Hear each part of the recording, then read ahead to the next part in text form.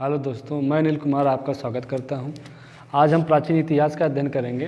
प्राचीन इतिहास के इस अध्याय में हम मानव की उत्पत्ति का अध्ययन करेंगे। उसके बाद हम पाषाण काल का अध्ययन करेंगे। ऐसे ही हमारा जो है प्राचीन इतिहास को हम क्रम वाइज इसको ख़त्म करेंगे। आइए हम मानव की उत्पत्ति का अध्ययन करते हैं। मानव की उत्पत्ति जो है प्राचीन इतिहास में जो सीनोजोइक महाकल्प के टर्सरी युग के प्लायोसीन कल्प में हुई है। ये कल्प से प्लायोसीन कल्प और टर्सरी युग और सीनोजोइक महाकल्प, तो महाकल्प युग और कल्प क्या होते हैं, इसका अध्ययन पहले हम करेंगे। महाकल्प युग और शक का जो है सर्वप्रथम इसका कार्यक्रम जो है कास्ते द बफन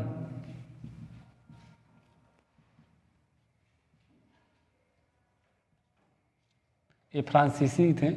इन्होंने इन कालखंडों को अलग अलग महाकल्पों में बांटा, महाकल्पों को युगों में बांटा है और युग को है शक में बांटा है। तो आइए हम एक एक करके इसका अध्ययन करते हैं। तो महाकल्पों की संख्या कुल 5 है। इसे हम ईरा के नाम से भी जानते हैं, इसे ईरा भी कहते हैं। युगों की संख्या 4 है, इसे हम इपोज कहते हैं। और शक की संख्या 18 है। शक को कल्प भी कहते हैं या कल्प कहते हैं, इसे कल्प कहते हैं। इसकी संख्या 18 है। ये पीरियड के नाम से इसे पीरियड भी कहते हैं। दोस्तों, अब हम इस एक एक महाकल्प का अध्ययन करेंगे। उसके बाद युग का अध्ययन करेंगे। युगों के अंदर जितने भी कल्प हैं उनकी विशेषताओं का अध्ययन करेंगे। आइए हम एक एक करके इसका अध्ययन करते हैं। बात की जाए कि अगर पृथ्वी की, तो पृथ्वी की जो आयु है 4.6 अरब से लेकर के 5 अरब वर्ष पूर्व मानी जाती है। और इसी पृथ्वी के निर्माण के ही बाद जो है उसके जो घटनाएं घटी हैं पृथ्वी पर अलग अलग महाकल्पों में, युगों में और कल्पों में, उसका ही अध्ययन हम करेंगे। पृथ्वी के निर्माण के बाद की ये घटना है, इसका हमें ध्यान देना है। और इसका अध्ययन हम तब तक करेंगे जब तक कि जो है मानव की उत्पत्ति नहीं हो जाती है। मानव की उत्पत्ति जब होगी तो उसके बाद हम पाषाण काल का अध्ययन करेंगे। तो महाकल्पों की संख्या कुल 5 है। प्री पैलियोजोइक महाकल्प, पैलियोजोइक महाकल्प, मेसोजोइक महाकल्प, सीनोजोइक महाकल्प। लेकिन एक 5वां कल्प है नियोजोइक महाकल्प। नियोजोइक महाकल्प का अध्ययन हम यहाँ नहीं करेंगे, क्योंकि जब हम आपको फिजिकल ज्योग्राफी पढ़ाएंगे उसमें भूगर्भिक इतिहास है।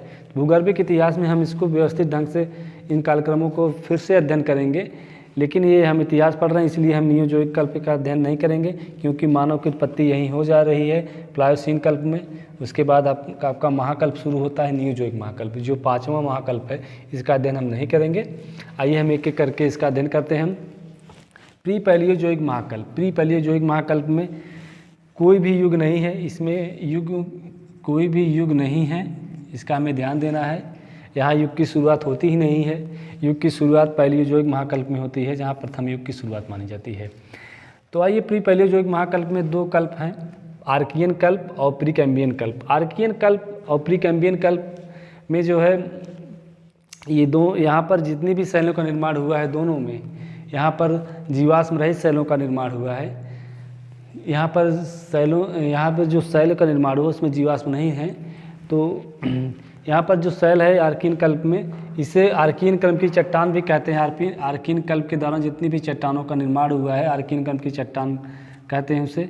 यहाँ पर शैल में जीवाश्म नहीं है यहाँ पे।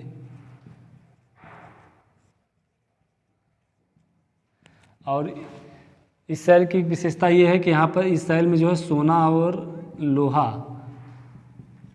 पाए जाते हैं। फिर आते हैं कैम्बियन कल्प की चट्टानों में। कैम्बियन कल्प की चट्टानों की विशेषता ये है कि इस क्रम की चट्टान में जो है धारवाड़ क्रम की चट्टानों का विकास हुआ है। धारवाड़ क्रम की चट्टानें जो हैं खास तौर से जो आपका अरावली पर्वत श्रेणी के पास जो चट्टान का निर्माण हुआ है, और कर्नाटक में जो है इसका विस्तार काफ़ी हुआ है। तो यहाँ पर धारवाड़ क्रम की चट्टान का विकास होता है। धारवाड़ क्रम की चट्टान का विकास होता है, यहाँ चट्टान का विकास होता है। और इसके साथ साथ यहाँ पर अरावली पर्वत श्रेणी का विकास होता है।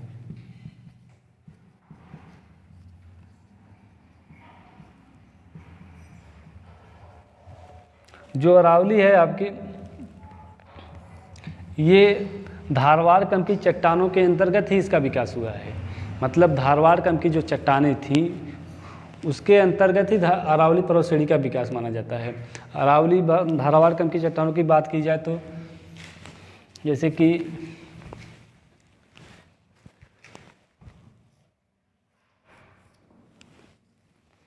आपका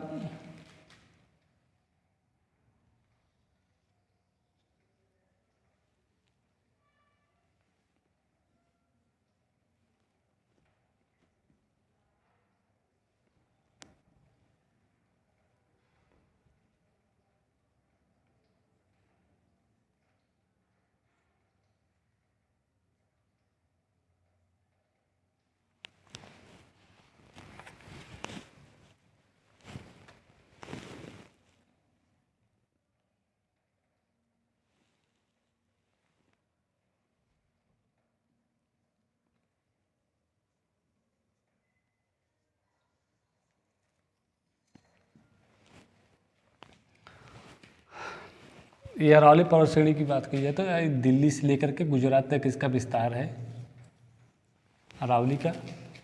और धारवाड़ क्रम की चट्टानों का जो है ये भी धारवाड़ क्रम की चट्टानें ही हैं, लेकिन यहाँ पर ये देखिए पूरा कर्नाटक जो है आपका धारवाड़ क्रम की चट्टानों के अंतर्गत ही आता है। तो फिर आते हैं पैलियोजोइक महाकल्प। पैलियोजोइक महाकल्प में प्रथम युग की शुरुआत मानी जाती है। पैलियोजोइक महाकल्प की विशेषता ये है कि इस कल्प में जो है यहीं से है छोट सूक्ष्म जीवों का विकास, समुद्री घासों का विकास और समुद्री मछलियों का विकास। फिर आगे देखेंगे मत्स्य युग का विकास हो जाएगा। कार्बोनिफेरस कल्प में देखेंगे महाद्वीपों का विखंडन शुरू हो जाता है और रिप्टाइल्स और एम्फीबियंस का निर्माण हो जाता है। गोंडवाना कल्प की चट्टानों का विकास हो जाता है। आइए एक एक करके हम इसका अध्ययन करते हैं। कैम्बियन कल्प में जो है, कैम्बियन कल्प की विशेषता ये है कि यहाँ पर सूक्ष्म जीवों का विकास हो जाता है। सूक्ष्म जीवों में जैसे आपका बैक्टीरिया हो गया, एक कोशिकीय जीव, एक बैक्टीरिया के द्वारा ही एक कोशिकीय जीव का निर्माण होता है। जैसे आपका अमीबा हो गया, ये सब एक कोशिकीय जीव के अंतर्गत आते हैं। तो वहाँ पर जो है एक कोशिकीय जीवों का विकास हो जाता है, समुद्री घास का विकास हो जाता है। फिर आते हैं ओडविशियन कल्प में। ओडविशियन कल्प में जो है इसकी विशेषता सिर्फ यही है कि इस कालखंड में सिर्फ एक ही घटना मानी जाती है कि उत्तरी अमेरिका इस कालखंड में डूब चुका था। तो ये बहुत इम्पॉर्टेंट नहीं है। फिर हम आगे बढ़ते हैं सिल्यूरियन कल्प में। सिल्यूरियन कल्प में विशेषता ये है कि यहाँ पर जो है समुद्री मछली का विकास हो जाता है। समुद्री मछली का विकास हो जाता है। समुद्री मछली का विकास होता है यहाँ पे। ये जो मछलियाँ थी, छोटी छोटी मछलियाँ थी, ये बड़ी मछलियाँ नहीं थी। यहाँ पर जो समुद्री मछली का विकास हो जाता है। और यहाँ पर जैसे समुद्री मछली विकास के साथ साथ ही जो है प्रवालों का विकास होता है।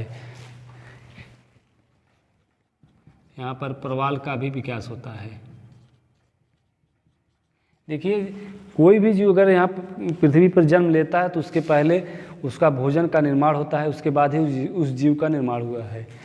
प्रवाल का निर्माण हुआ, उसके बाद समुद्री मछलियों का निर्माण हुआ। प्रवाल जो है, प्रवालों मछलियों और प्रवालों के बीच घनिष्ठ संबंध होता है। उनके भोजन के लिए प्रवाल काफ़ी लाभदायक होते हैं। फिर आते हैं डियोनियन कल्प में। डियोनियन कल्प को मत्स्य युग के नाम से जाना जाता है। इसको मत्स्य युग के नाम से जाना जाता है। डियोनियन कल्प को मत्स्य युग के नाम से जाना जाता है। इसलिए इसे मत्स्य युग कहते हैं क्योंकि यहाँ पर बड़ी बड़ी मछलियों का विकास हो जाता है। जैसे कि समुद्री मछली का विकास सिल्यूरियन कल्प में होता है। यहाँ पर छोटी छोटी मछलियाँ थी, लेकिन डियोनियन कल्प में बड़ी बड़ी मछलियों का विकास होता है। जैसे शार्क और व्हेल जैसी मछलियों का यहाँ विकास हो जाता है। इसलिए इसे मत्स्य युग के नाम से जाना जाता है। ये बहुत ही इंपॉर्टेंट है। फिर आगे बढ़ते हैं कार्बोनिफेरस कल्प। कार्बोनिफेरस कल्प की विशेषता यह है कि यहाँ पर महाद्वीपों का विखंडन हो जाता है। रेप्टाइल्स और एम्फीबियंस का विकास हो जाता है। गोंडवाना क्रम की चट्टानों का विकास होता है। तो यहाँ ये देखते हैं, यहाँ पर जो है रेप्टाइल्स और एम्फीबियंस का यहाँ विकास होता है।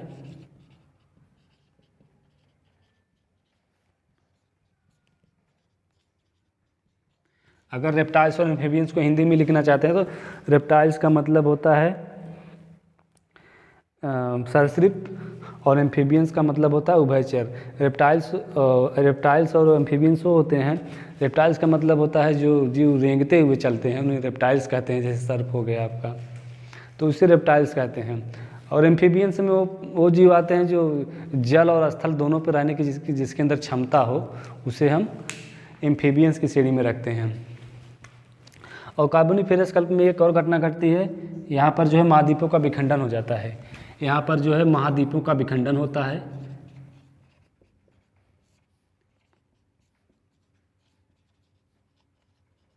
यहाँ पर महाद्वीपों का विखंडन होता है और गोंडवाना क्रम की चट्टानों का विकास होता है। गोंडवाना क्रम की चट्टान का विकास होता है।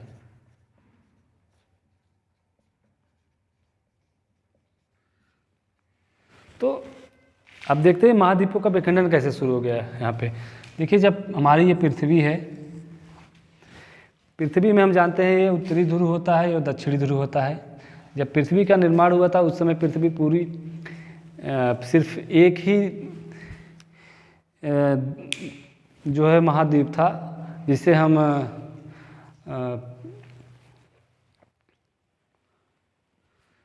यहाँ पर जैसे कि जो एक ही द्वीप था उसके हम कहते थे कि पैजिया, जो उस महाद्वीप था वो, उसे हम पैजिया के नाम से जानते हैं। पूरा एक ही द्वीप था ये, लेकिन बाद के घटनाक्रम में उसमें जो है बदलाव हुआ तो ये जो है द्वीप जो है विखंडित होना शुरू हो गया। विखंडित होकर के ये दो भागों में टूटा। जो पैजिया था वो महाद्वीप कहा जाता था, लेकिन उसके चारों तरफ जो जल से घिरा जल था उसे हम पैथालासा के नाम से जानते हैं। तो पैजिया और पैथालासा था। और पैथालासा जब पैजिया का विखंडन हुआ, पैजिया के विखंडन होने के बाद कुछ द्वीप जो है अपना उत्तर की तरफ चले गए, कुछ द्वीप दक्षिण की तरफ चले आए। तो जो उत्तर की तरफ चले गए उसे अंगारा लैंड के नाम से जाना जाता है, और जो दक्षिण की तरफ द्वीप चले आए उसे गोंडवाना क्रम की गोंडवाना लैंड कहते हैं। इसी गोंडवाना लैंड के नाम पर ही यहाँ पर जो है गोंडवाना क्रम की चट्टानों का विकास होता है। तो यहाँ पर जो है कार्बोनिफेरस कल्प के दौरान ही महाद्वीपों का विखंडन होता है। गोंडवाना क्रम की गोंडवाना लैंड का यहाँ जो है अंगारा लैंड और गोंडवाना लैंड एक दूसरे से अलग होते हैं। तो इसीलिए यहाँ पर जो है गोंडवाना क्रम की चट्टानों का नाम दिया गया है। इसे गोंडवाना क्रम की चट्टान कहते हैं। गोंडवाना क्रम की चट्टानों का लोकेशन देखें भारत में, तो ये आपका छोटा नागपुर का पठार में, जैसे आपका दामोदर नदी, महानदी और गोदावरी नदी, ये तीनों नदियाँ हैं जो है कोयला के लिए काफ़ी फेमस हैं। जो गोंडवाना क्रम की चट्टानें, यहाँ कोयला अधिक पाया जाता है। पूरे भारत में जो है अगर खनन किया जाता है तो गोंडवाना क्रम की चट्टानों में 98% कोयला भारत का इन्हीं चट्टानों के नीचे दबी हुई है। तो ये गोंडवाना क्रम की चट्टानों का विकास हो गया हमारा। फिर आगे हम बढ़ते हैं। एक है पर्मियन कल्प, एक है पर्मियन कल्प। पर्मियन कल्प जो है पैलियोजोइक महाकल्प का 6वां कल्प है, तो यहाँ छूट गया था। पर्मियन कल्प में सिर्फ एक विशेषता ये है कि यहाँ पर ब्लैक फॉरेस्ट पर्वत और वारजेस पर्वत, दो पर्वत श्रेणियों का विकास, पर्वतों का दो निर्माण होता है। यहाँ पर जो दोनों पर्वत ही यूरोप में स्थित हैं। वारजेस पर्वत और ब्लैक फॉरेस्ट पर्वत दोनों ही यूरोप में है। ब्लैक फॉरेस्ट पर्वत और वारजेस पर्वत।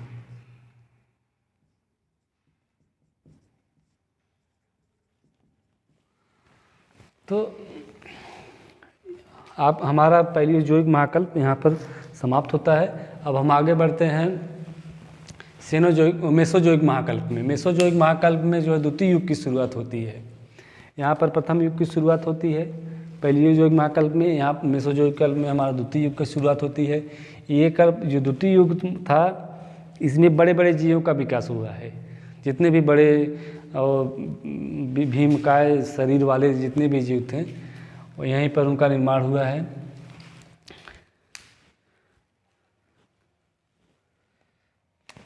तो हम इसे मिटा दे रहे हैं। आप समझ जाइएगा, ये धारवाड़ क्रम की चट्टानें थी, अरावली पर्वत श्रेणियाँ थी और ये गोंडवाना क्रम की चट्टानें थी, जिसमें छोटा नागपुर का पठार आता है आपका।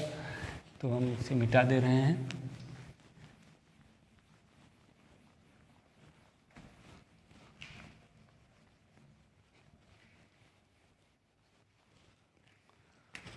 तो ट्रियासिक कल्प में जो है हमने आपसे कहा कि यहाँ बड़े बड़े जीवों का विकास होता है। ट्रियासिक कल्प में जो रेप्टाइल्स यहाँ छोटे छोटे थे, वही रेप्टाइल्स यहाँ पर बड़े बड़े हो गए हैं। बड़े रेप्टाइल्स का विकास होता है, सरीसृप का विकास होता है।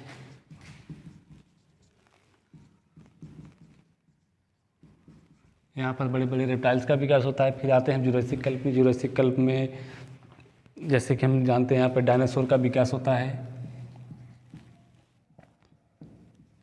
डायनासोर का विकास होता है।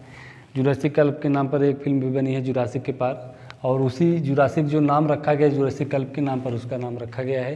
यहाँ पर डायनासोर का विकास होता है और साथ ही साथ यहाँ पर जो है पुष्प वाले पौधों का यहाँ विकास होता है। पुष्प युक्त पौधों का विकास होता है। ये बहुत बड़ी घटना मानी जाती है, खास तौर से बॉटनी के क्षेत्र में, कि पुष्प युक्त पौधों का विकास कब हुआ था, तो जुरासिक कल्प में हुआ था।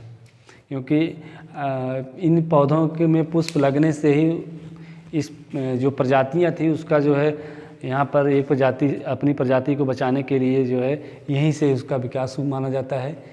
अगर ये पुष्प का विकास अगर नहीं हुआ होता तो ये जो प्रजातियाँ हमें मिल रही हैं एक पीढ़ी से दूसरी पीढ़ी, तो ये प्रजाति हमें नहीं मिलती। तो यहाँ पुष्पयुक्त पौधों का आना विज्ञान के क्षेत्र में एक महत्वपूर्ण भूमिका निभाता है, क्योंकि ये पौधे जो हैं अलग अलग जो जितनी भी विविधता है पौधों में तब से चली आ रही अब तक हैं ये। फिर हम आते हैं क्रिटेशियस कल्प में। क्रिटेशियस कल्प की विशेषता सबसे बड़ी ये है कि इस काल में जो है रॉकीज, इंडीज और दक्कन के पठार का विकास हो जाता है। यहाँ पर जो है रॉकीज जो है उत्तरी अमेरिका में स्थित है। फिर इंडीज जो दक्षिणी अमेरिका का पर्वत श्रेणी है, जो विश्व की सबसे बड़ी पर्वत श्रेणी मानी जाती है। रॉकीज, इंडीज है, दक्कन के पठार हैं। दक्कन का पठार जो है भारत में है और इसका निर्माण जो है क्रिटेशियस कल्प में माना जाता है।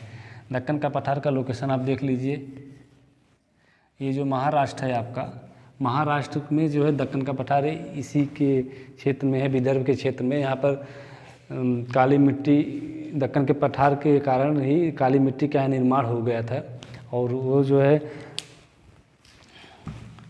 दक्कन के पठार में जो है कपास की खेती के लिए यहाँ पर काफ़ी लाभदायक है।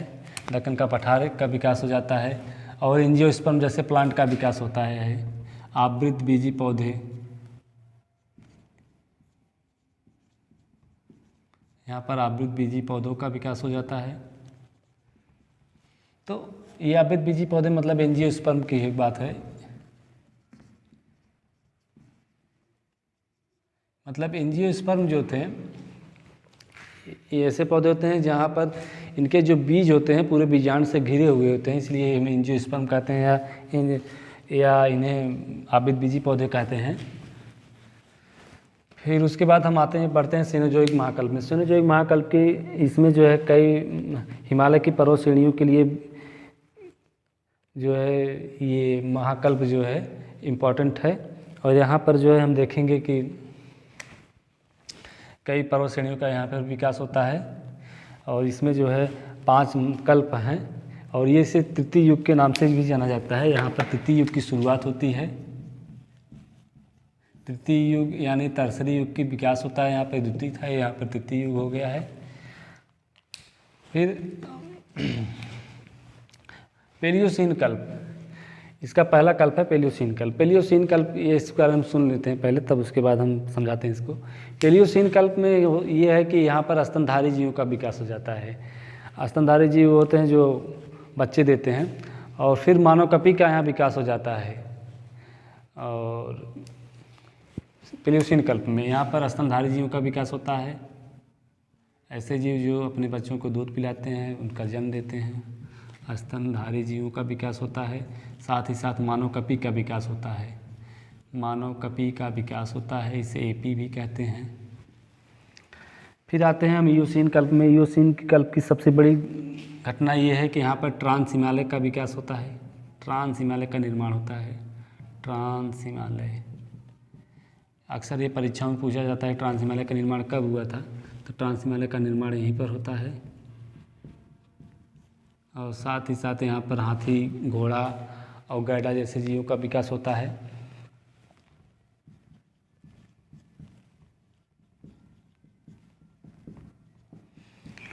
फिर हम आगे बढ़ते हैं ओलिगोसीन महाकल्प में। ओलिगोसीन महाकल्प में हिमालय पर्वत श्रेणी का उत्तर की से जब हम बढ़े, उत्तर से जब दक्षिण की तरफ आएंगे तो पहले ट्रांस हिमालय पड़ता है, उसके बाद हमारा बृहद हिमालय पड़ता है। यहाँ पर बृहद हिमालय का विकास हो जाता है ओलिगोसीन महाकल्प में। ओलिगोसीन महाकल्प में ट्रांस हिमालय का विकास होता है, बृहद हिमालय का विकास होता है।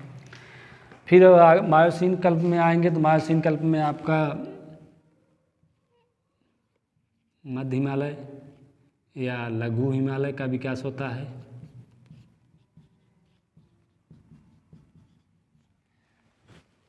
यहाँ पर जो है आपका लघु हिमालय का विकास हो जाता है। फिर हम आगे बढ़ते हैं प्लायोसीन कल्प में। प्लायोसीन कल्प में यहाँ पर शिवालिक हिमालय का विकास होता है। हम आपको समझा रहे हैं अभी, शिवालिक हिमालय का विकास होता है।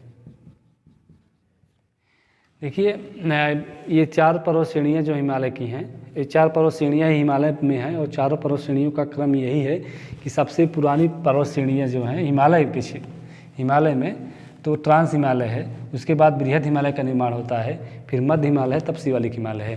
पूछा जाएगा तो हिमालय में सबसे पुरानी पर्वत श्रेणी किसकी है, तो ट्रांस हिमालय की है। और सबसे नवीनतम पूछता है तो शिवालिक हिमालय की होती है।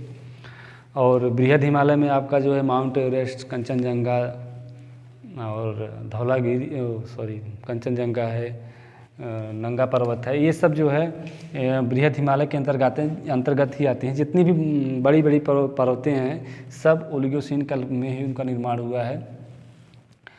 आइए हम फिर से कुछ इंपॉर्टेंट जो हैं उनका अध्ययन कर लेते हैं, जो परीक्षा की दृष्टि से बार बार प्रश्न पूछे जाते हैं, उसका अध्ययन करेंगे। और एक चीज़ और यहाँ पर है, शिवालिक हिमालय के निर्माण होने के बाद यहाँ पर आधुनिक मानव का निर्माण होता है।